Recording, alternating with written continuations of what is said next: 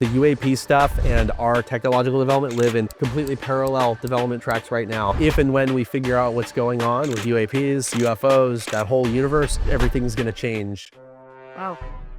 I'm not saying I know what's up. One of the things we're most proud of lately is Fury, known as the FQ-44. This is the first autonomous fighter that the United States Air Force has ever procured. We went from signing a contract with the Air Force to first flight in 556 days, which is the fastest new fighter development program since the end of the Korean War. Anduril is a defense product company, not a defense contractor. Boeing, Northrop Grumman, Lockheed Martin, Anduril beat all of them. The only difference between us and a lot of the other companies that are working in the defense space is that we are doing this on our own dime. We're spending our own money to move as quickly as we can. One of the things that I am most excited about right now is how we're designing a lot of our weapon systems to be manufactured by the types of industry that the United States already has. If you look back at World War II, there's this story about how we turned our automotive factories into missile factories, bomber factories. We designed bombers and missiles that can be manufactured by automotive factories, by tractor factories. And we're trying to move more towards that. What would war look like on the moon?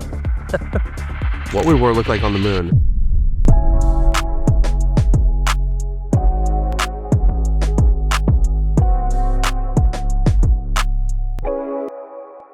Halver, Luckey, welcome to Sourcery. Thank you for coming to Anduril HQ, former Los Angeles Times printing press, so finally doing some good. I just heard all about this from Matt. He told me all about the printing press lore. Yep, it's a lot of fun. I mean, you can see where we cut all of their machines out of the floor even. So, you know, we didn't actually rebuild the floor. We just went in with a grinder and cut out all of their machines. And you're building something similar, right? Oh yeah, very similar. All kinds of cool stuff. So I'd love for you to just maybe walk through one or two of your favorite things here. Sure. So this is our public showroom. We have another one that's full of stuff that I can't show to anybody without permission from the government. But of the things that are in this showroom, one of the things we're most proud of lately is Fury, Okay. also known as the FQ-44. This is the first autonomous fighter that the United States Air Force has ever procured. We recently just flew it for the first time. We went from signing a contract with the Air Force to first flight in 556 days, which is, as far as I know, the fastest new fighter development program since the end of the Korean War. The really exciting thing about this program is we were competing against a lot of the big guys. So we were competing against Boeing, Northrop Grumman, Lockheed Martin, and in the end, Anduril beat all of them, which was really, really gratifying to go from starting this company to going toe-to-toe with the guys who are legends of the fighter community and actually get selected to build something, build something to fly. So it's an AI-powered fighter jet that flies alongside manned fighters. So imagine if I had an F-35 pilot, he might fly with 2 or 3 or 4 or 5 of these alongside with him, extending his weapons webs forward, his sensors forward, and allowing them to engage in risks that you would never want a person to do. You know, there's a lot of ways to win a fight and live to see another day. There's a lot of ways to win a fight and sacrifice pawns on the board. And autonomy means that you can do that without the ethical problems of, just throwing away human lives. And what do you think this costs you compared to what the government it would cost them? I think that we're, in general, much more efficient than the government. We've done a pretty good job. Anduril's we like to think of our approach as being a defense product company, not a defense contractor.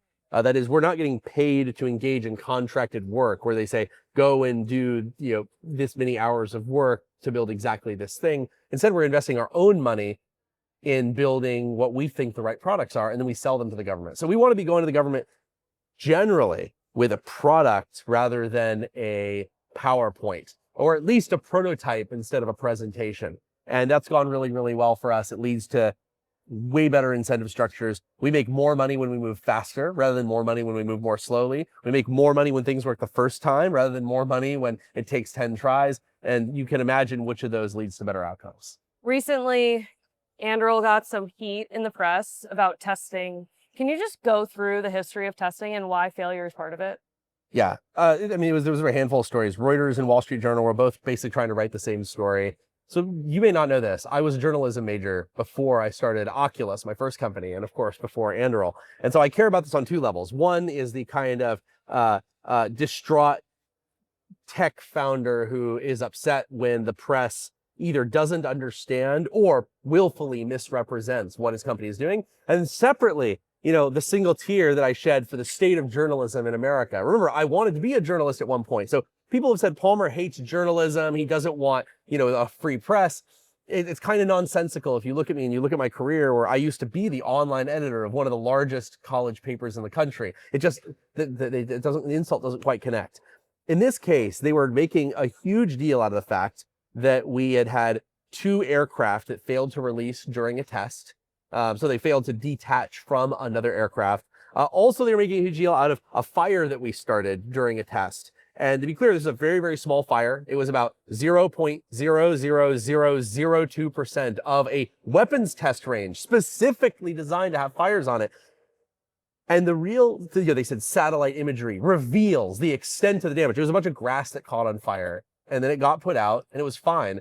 Like, nothing burnt down. Nobody was injured. It's exactly what you expect. And the crazy thing is, Anduril has started hundreds of fires during our test procedures over the course of years. This is how you actually make functional products. You test them to failure. You push the limits. You find out where things are going wrong. Also, in this case, it was a counter-drone system. What do you think is going to happen when a system designed to destroy drones full of flammable lithium-ion batteries is tested? Do you think that's never going to end in things on fire, falling onto the ground? It's just, but they said Anduril runs into roadblocks and obstacles as tests fail. But that's actually not the case. Those tests were extremely valuable. They're part of our usual test campaign. We've had hundreds, if not thousands, of failed tests over the 8 years that we've existed. We've started hundreds of fires. Usually by the time we're doing a release, it actually works. It's actually quite rare for that not to work. And of course, they don't mention that the Air Force gave them a statement saying our stuff was awesome and passed the certification. They don't run the statement for the Navy saying, by the way, the exercise you're literally talking about was a success for Anduril, and they met all of the criteria that we talked about. Nobody mentions those things. They just want to talk about what they see as problems, because they have no idea what product development looks like. If I ran a product development cycle that was 2 years late and $1 billion over budget, they'd have almost nothing to say about it. But then if I have a successful failed test as part of moving quickly, then they're going to write a whole bunch of what they believe are exposés. The only difference between us and a lot of the other companies that are working in the defense space is that we are doing this on our own dime. We're spending our own money to move as quickly as we can. It's not like taxpayers are paying for, that for that drone test that we were doing internally.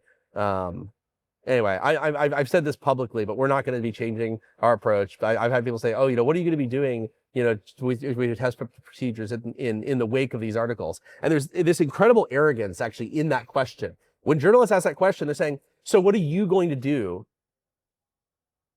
to respond to what the criticism of us, the journalists, is? You've been critiqued. How are you going to please us, pleasure us, tell us how, bow down for us, and tell us how you're going to change because we criticized you? And I'm just not going to do it. We're already doing the right thing. We're not going to change. And I don't really care if there's bad stories written from time to time by people who have never done anything that anyone will ever remember. Why do you think journalists have this sense of entitlement? Journalism attracts a certain type of person. There are people who want to be heard. They want their voice to be important. They derive importance from it. I say that as somebody who himself was pursuing journalism. So the only difference between me and a lot of other journalists is that I got out and started doing things that actually matter. What do you think? I don't know if you saw this. It's also a good way to make money. Oh, yeah. Well, like Anduril, new defense startup valued at over $30 billion, starts fire in Washington State is a really interesting story. As long as you don't educate your readers into understanding that this is how normal weapons development works. You have to be careful, for example, to not quote any of their customers. You have to be careful to not mention that the Marine Corps itself started hundreds of fires on their weapons training range last year alone, just at Camp Pendleton. You have to carefully avoid all these things. And then your readers are like, wow, this is such an incredible expose. I'm so glad that I subscribed to the Wall Street Journal. It's a pretty bad incentive. They have to convince people that they're experts, that they're providing access to information you wouldn't get otherwise, and that they're getting to learn about things that would otherwise be buried or hidden, but for these truth-seeking journalists. And so there's this weird, they can't actually, imagine if they admitted the truth. They're like, here's our story. by the way, this is totally normal, and the military starts fires on their test ranges all of the time, and the customers said that this is normal and they love it, and that they actually pass the qualifications. It's like, well, wait, this isn't a story. Why did I pay for this? So unfortunately, there's a profit incentive and an ego incentive combined to twist the truth in these ways. Sourcery is brought to you by Brex, the financial stack trusted by more than 30,000 companies, including 1 in 3 venture-backed startups in the US. Nearly 40% of startups fail because they run out of cash. Brex is literally built to help founders avoid that. Unlike traditional banks that let your money sit idle, chipping away at it with fees, Brex is designed to help you spend smarter and move faster. Their all-in-one solution combines checking, treasury, and FDIC protection into one powerful account. You can send and receive money globally at lightning speeds, get 20 times the standard FDIC coverage through their partner banks, and even high yield from day one. With same-day and even same-hour liquidity, access your funds anytime. Companies like Scale AI, DoorDash, ServiceTitan, HIMS, Anthropic, Flexport, Robinhood, and Plaid trust and use Brex. Start today at brex.com/sorcery. That's BREX.com/sorcery. In today's high-speed business world, staying ahead means using the smartest tools possible, including the powerful capabilities of artificial intelligence. Meet Turing Intelligence. Turing builds customizable AI systems designed to solve your mission-critical challenges no matter your industry. From expert guidance to tailored projects, Turing helps top companies realize AI that's more capable, more adaptable, and more effective. With Turing, discover how AI can accelerate your business growth. To learn more, visit turing.com/sorcery, spelt SOURCERY. That's turing.com/sorcery. I think we talk a lot about war and defense on Earth. I'm really curious to hear from you. What would war look like on the moon? What would war look like on the moon? I mean, I've considered this on the moon. So usually I'm thinking about how do you use the moon as part of a warfighting strategy that is still very Earth focused. So for example, the moon would be a great place for large phased array, like phased arrays, large antenna fields that can do a variety of electronic warfare schemes, radar tracking schemes. But what would war on the moon look like? I mean, have you ever read Robert Heinlein's novel, The Moon is a Harsh Mistress? No. What year was that? That was probably like late 40s, early 50s that he wrote that. That's a pretty good picture of what warfare on the moon would look like, which really, until we develop our space technology a long way, life on the moon or anywhere off Earth is very, very fragile, right? If your life support systems fail, you die. If your vacuum containment systems fail, you die. If your food resources go bad, you're probably a long way from help. The things that we take for granted on Earth, like, oh, equipment breaks down and I'm okay, the bar is just much higher on the moon. And so I think he correctly predicted that almost any level of warfare is catastrophic, probably for both sides that are engaging in it, unless you're able to do some really creative stuff, like put yourself inside of a lava tube or deep underground or in an asteroid. But at that point, it's not even so much about, moon warfare. You're just back to like, normal subterranean bunker type stuff. I guess warfare on the moon is probably going to be decisive and swift and catastrophic for everybody involved until we get much better at building space technology. I asked this. By the way, same thing for spaceships. Like people say, what is a space battle going to look like? It's like, man, it is so easy to rip apart a spaceship. The requirements are so severe on the weight side, on the mass, like the mass and volume side, that you can't armor a spaceship currently. It just doesn't really work. So yeah, space combat's going to be all about never being detected, never being targeted, never being fired upon, because the moment that you're hit, you're probably totally wrecked. How far do you think we are from invisibility cloaks and masking? And I don't mean by radar. And sure. You mean like visible spectrum? Yes. Yeah. That's actually a lot easier. You think so? Oh yeah, way easier. Really? It's a lot harder to hide from synthetic systems. So if you're talking about like radars or lidars, or there's a large number of ways that you can see the world that are not just visible spectrum imaging. People are actually relatively easy to fix. Anduril has a project going way back, building optical camouflage for the Ghost helicopter drone that we make. And it's essentially a projection system that looks at the target, looks behind, it looks at where the target is, knows where you are, looks behind you, and it calculates the luminance and color values that you would need to match whatever is between your target you're surveilling and the background. So that might be the sky, that might be a mountain, it might be a cloud.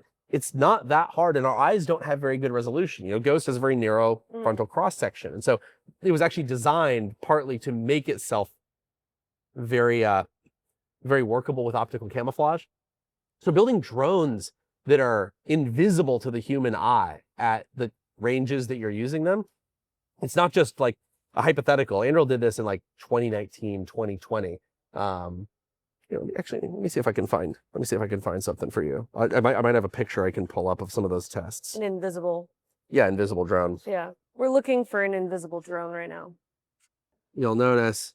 So this is a Ghost drone, just the body of it, like not without the landing gear attached. And we put it up on this tripod, and we're testing it against the truck and then also the sky, because those are very, very different systems. So we were moving up and down to view, to make it change color as the observer moved. But this is with optical camouflage disabled. See how you can clearly see the body against the sky? See how you can see this ever so slight disturbance? Yeah. See how it's perfect and it lines up, and it can't, the goal wasn't, and by the way, you'll see how the body is also copying the truck as well. Right. So in this case, it was turned off. Then we turn it on. So it has to have part of itself be the sky, part of it be the truck. It's a very, very difficult high contrast problem to do both at the same time. If you're all in the air, it's even easier. The point is, visible spectrum optical camouflage is actually quite easy, but something like this would be trivially easily seen by, an infrared camera, thermal camera, lidar, radar. So the biggest problem with optical camouflage, and the main reason you don't see a lot of money being put towards it in the modern defense space, is it's not actually that useful. It's useful against human adversaries who do not have any other technology to aid them. And those are not really the enemies the United States is focused on stopping these days. So, like, for example, you might notice Ghost doesn't come with optical camouflage. All of our customers have been briefed on this. They've seen this. Their point is, Palmer, I'm not going up against a bunch of guys, who are walking around with their naked eyes and nothing else. These are people who are, we are concerned about adversaries like Russia and China and Iran that are armed with very, very high levels of technology. And if anything, the optical camouflage in some ways actually makes you easier to spot for if you've got the right technology. So you don't think UAPs use optical camouflage? I think that there's a lot that we don't understand about these vehicles and what they are, where or when they come from. But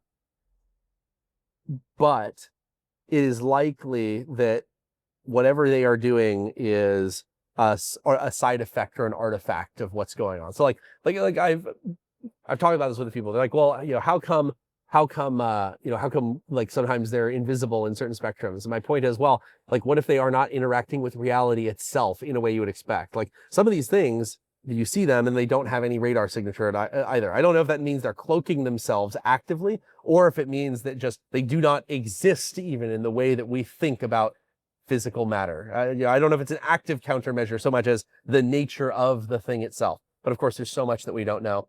My current working theory is that they come from the past. So interesting. Okay. Coming from the future is too hard. The physics just don't seem to work out. But if you think about it in a certain perspective, like, there's a question of where they come from. Like, do they come from Earth? Do they come from nearby? Do they come from really, really far away? Wherever they come from, spatially, the question then is, okay, temporally, what is more likely, that they happen to have come from this particular instant in time, or the hundreds of millions or billions of years that existed prior to our existence? That could be true if they were just like waiting around and then came over, at some point. It could be the case if they are regularly surveying and have just been around for a long time. You could imagine a world where maybe the Earth hosted advanced civilizations 1 billion years ago and we just don't even know about them, and these are the remnants of that. I'm not betting on any of these. It's just that wherever they come from geographically, there's a very, very long tail of time. And also there's ways to travel forward through time very quickly. You know, if I create a very strong gravity distortion, I can have subjective time inside of that bubble passing very, very slowly relative to the time racing by outside of it. And so it's very believable that something from the distant past could come to our present. It's not really believable that something can come from the future back into our present. So that's my bet, is basically, given that there's been a lot more time before now than now, just probabilistically speaking, I think it's likely these things have been around for a very long time, and either spent a long time coming to us, or to themselves subjectively not much time at all. Wow. That's it. Look, I'm not saying I know what's up. That's just my. Not saying I know, but I'm not saying some ideas. I'm not saying I know what's up. I'm saying that is my current guess. Okay. Based on what I know. Interesting. You said this was your most underrated product. So why? Oh, sorry. And last thing is, like, the real bet here is, I don't think any of these UAPs, I think it's unlikely they were manufactured or created like within the last few years. That seems very unlikely. I think they've either been around for a very long time, stored for a very long time, created a very long time ago, or traveled from the distant past into our present. Well, see, that's impossible to say. You know, this is the theory, of course, like, you know, that there's these undersea alien bases, that these things are destroyed there. There's an out-of-print book called the UFOs and USOs of the Santa Catalina Channel, and it's all about how people have seen these things that have gone into and out of the ocean in extremely similar ways over the course of decades. And so, like, it's believable. But of course, being stored on Earth does not necessarily mean they came from here, nor does it not. But I would bet that these things are not recently manufactured. I suspect they've been around for either a long time or maybe a really, really long time. How does that make you feel about our technological superiority? I think that the UAP stuff and our technological development live in completely parallel development tracks right now. If and when we figure out what's going on with UAPs, UFOs, that whole universe, everything's going to change, and this won't be relevant. So but until that happens, you have to treat them as completely independent parallel tracks. Yeah. So this is one of our products that I think doesn't get nearly enough attention. It's our Seabed Sentry. Okay. For context, Anduril's best-selling product has been our Sentry tower. So we sell them to the military, like Air Force, Navy, Marine Corps, a bunch of foreign customers. The Brits have a bunch of them. And Border Patrol has a bunch of them. We're covering about 35% of the U.S. southern border now. It's basically autonomous tower that scans 360 degrees, detects all the people, vehicles, animals, drones, whatever, within a few miles. And then, most importantly, after detecting everything, reasons about what you might care about and what you would not, and then strips out all of the data you don't need. The hard part is not detecting. It's actually classifying and paring it down to what you actually care about, and then pushing those targets to people. So giving you basically perfect situational awareness of what's going on in an area. The Seabed Sentry is an extension of what we've done with the land-based Anduril Sentry Tower product. It's something that allows you to know where everything is under and on the surface of the ocean. We use a few different ways of doing this, but the primary way is this extending fiber optic microphone array. It's an extraordinarily sensitive microphone that can allow you to hear things that are very, very, very far away. And then it runs it through processing that is more sophisticated than any human sonar operator could ever be. And it is able to figure out, by working with other systems, where all these signatures are. So I can know where all the whales are. I can know where all the submarines are. I know where all of the boats are. I know where all of the divers are. And of course, the hard problem, again, becomes not just detecting things, but filtering out all the things you don't care about. I probably don't need to know where all the whales are. I probably don't need to know where all the fish are. Probably don't need to know where all the swimmers are.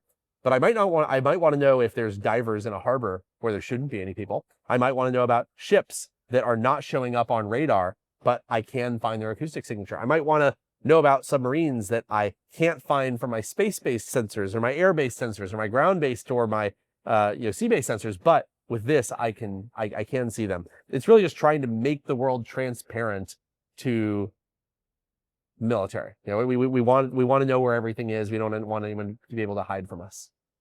It's been like very popularly reported, and even in the venture capital community, that we are at a loss of shipbuilding and ship making. That's right. China's hundreds of times ahead of it, hundreds of times more capacity than us. But is it important if we have missiles?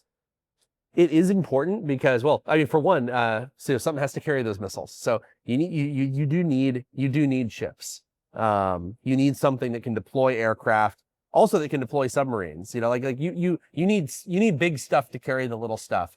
To just have lots of little stuff go all the way on its own, the physics generally don't work out. Like, very hard to build a small cruise missile that can fly all the way to the Taiwan Strait from U.S. controlled territory.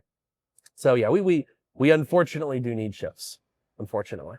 Sourcery is proudly sponsored by Carta. Carta is transforming the private marketplace, connecting founders, investors, and limited partners through software purpose-built for private capital. Trusted by more than 65,000 companies in over 160 countries. Carta's platform of software and services lays the groundwork so you can build, invest, and scale with confidence. Carta's fund administration platform supports over 9,000 funds and SPVs, representing nearly $185 billion in assets under management, with tools designed to enhance the strategic impact of fund CFOs. For more information, visit carta.com/sorcery. That's carta.com/SOURCERY.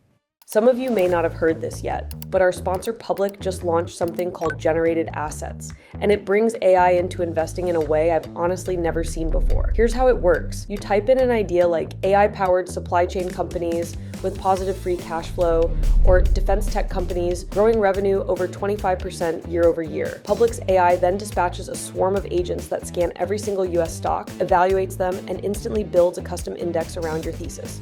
What really stands out is how clearly it explains why each stock is included. And before you invest, you can even backtest your idea against the S&P 500, so you're making decisions with real context, not just guessing. And beyond generated assets, Public lets you invest in stocks, bonds, options, crypto, all in one place. They'll even give you an uncapped 1% match when you transfer your investments over from another platform. If you want to build a portfolio that actually reflects your thesis, visit public.com/sorcery. Paid for by Public Investing. Full disclosures in the description. I know you have some of your own toys and you're a bit of a mechanist yourself. I am. So how did this evolve, and what is your current set? Like, what is in your garage? Well, my garage at home is mostly full of my my personal stuff. So I have a bunch of motorcycles, I have a bunch of cars, I have a lot of personal projects. I don't really have a lot of Anduril or weapons related projects at home because I've got a way better workshop and a way better lab here at Anduril HQ. It wouldn't make sense for me to go home and do that stuff. If I'm going to work on those things, I'll just stay late at work. But that's been an evolution, compared to the days, in the very beginning of Anduril. I even before Anduril, I was building jet engines at my house in my empty swimming pool. So it's come a long way. Now I have a better place to test everything. Anything like a jet engine? Here or? No, personally. Oh, anything like a jet engine at my house? Yeah. I mean, I have some jet engine powered personal toys at home, but nothing military relevant. I've been working on a turbine powered motorcycle for a while, which I think is you can get really, really high power density with turbine engines. And so I've been working on a motorcycle that redlines at about 200,000 RPM, and that'll be a lot of fun when it's done someday. Wow. Someday. Wow. And you also have ModRetro. That's right. So ModRetro is a side project I've been doing for a long time. It was actually the first company I started even before Oculus. So back when I was about 14 or 15 years old, I started ModRetro as an online community for people who wanted to modify vintage game consoles, electronics, computers, kind of combining the best of modern technology with a lot of these retro systems, building portables out of home consoles, doing really cool modifications of existing handhelds like the Nintendo Game Boy. And so I've had this project I've been working on for over a decade to make the world's ultimate Game Boy. So, and I mean like compatible with original Game Boy and Game Boy Color games, but with no price limits, no cost limits. And so took a long time, mostly because I've been so busy with Anduril that, I can only put a tiny bit of time here and there, get a little time over Christmas, a little time over Easter. finally got it out last year. So the ModRetro Chromatic is the world's ultimate Game Boy. It's an heirloom-grade tribute to the most important handheld console of all time. Instead of a plastic screen lens, it has a lab-grown sapphire crystal screen lens. Instead of a plastic shell, it's made with the same aluminum magnesium alloy that we use in a bunch of our attack drones. It has a perfect one-to-one replica of the pixel structure of a Game Boy Color. So we actually made a modern display, 160 by 144. It's harder than you would think to build a display that bad in 2025. It's actually very, very difficult. Everyone's used to making things that are an order of magnitude more dense. But yeah, that's been a fun. And our new project that we're about to put out there is the ModRetro M64, which is an Rumors about this. Oh yeah, it's good. It's an heirloom grade tribute to the Nintendo 64, compatible with all your Nintendo 64 games, but with a lot of really cool new features as well. This is more of a personal question, but what's it like being a father? How has this changed your perspective of the world? I don't think it has changed it all that much yet. I think it will happen over time. You know, me and my wife are very traditional. She's raising the kid. I'm working for the dough. And a lot of the usual things people say, like, oh, you know, the kid, you know, really made me appreciate the long-term perspective versus short-term. I like to think I'm already a pretty long-term thinker. I'm doing things like Anduril because I care about the long-term future of our country. People like, oh, I want our country to be better. I want to leave a better place for my kids. I actually cared about that even before I had kids. So I was already pretty amped up on a lot of the things that I think people say change over time. And then also, he's just so little right now. You know, the only words he can say are truck and car, which are pretty good words to start with. Those are hard words. Yep. No, and he can also mimic the sounds of cars, the sounds of trains, and the sounds of airplanes. Actually, he now calls airplanes up, because he understands the word up a little bit, but he thinks airplanes are also called up. So he points his up, and on the ground, up. Anyway, we'll see how my perspective shifts over time. But thus far, maybe it's because I've been planning on always having kids. I feel like I was already doing a bunch of the same stuff and had a lot of the mindset that I have. But we'll see as he grows up and becomes more of a challenge. I know, it'll start challenging you. Oh yeah, I look forward to it. It's great. So as we close out, what are you most looking forward to for Anduril? One of the things that I am most excited about right now is how we're designing a lot of our weapon systems to be manufactured by the types of industry that the United States already has. If you look back at World War II, there's this story about how we turned our automotive factories into missile factories and into bomber factories. But it went the other direction too. We designed bombers and missiles that could be manufactured by automotive factories, by tractor factories, by industrial equipment factories. Things like the thickness of the metal that we used, is the level of heat treat that we could do, even the way that we fastened or welded those pieces together, they were based on what we already knew how to do at scale in American industry. And I think that we've lost that as a country. We've mostly, as a country, been building weapon systems that require highly specialized workforces, highly specialized factories. I want to get back to the basics. How do we design cruise missiles and fighter jets that you can make in a Ford plant? How do I get back to making high-end weapon systems that you can make in any automotive factory, heck, any machine shop in the country? One example is like Fury's landing gear is a few percent heavier than it could have been because we could have either made it manufacturable by only 2 places in the entire United States or any machine shop in the entire country. And we're trying to move more towards that because in wartime, Anduril's probably not going to be building all of our systems directly. We're going to need a whole of country effort to reconstitute what we've lost and keep fighting. And so one of the things I'm most excited about is a lot of the weapon systems that we've already made and that we're going to be announcing in the future that are designed to be made on existing automotive style, tractor style, agricultural style factory lines, because those are the ones that we're actually going to be able to scale up to hundreds of thousands or even millions of units without having to build an entirely new industrial base, without having to find, hire, and train an entirely new workforce just for building weapons. I think that that is a model that is going to be a big deal here in the United States. And I think it's also going to be a big deal in allied nations that similarly have a lot of their own existing industrial capacity. You don't necessarily have to build so many weapons factories if your existing factories are capable of building weapons. And that's going to be a big a big change that I think people have not fully realized the importance of. It's a great place to end it. Thank you so much. Of course, thank you so much for coming. Hey, it's Molly. If you enjoy our interviews, check out our newsletter, Sourcery.vc, where we deliver a once-a-week top deals and tech headlines email, and also go deeper on our podcast interviews. Subscribe to Sourcery today. And don't forget to subscribe to the podcast on YouTube, Spotify, Apple, or wherever you listen. Link in description to sign up.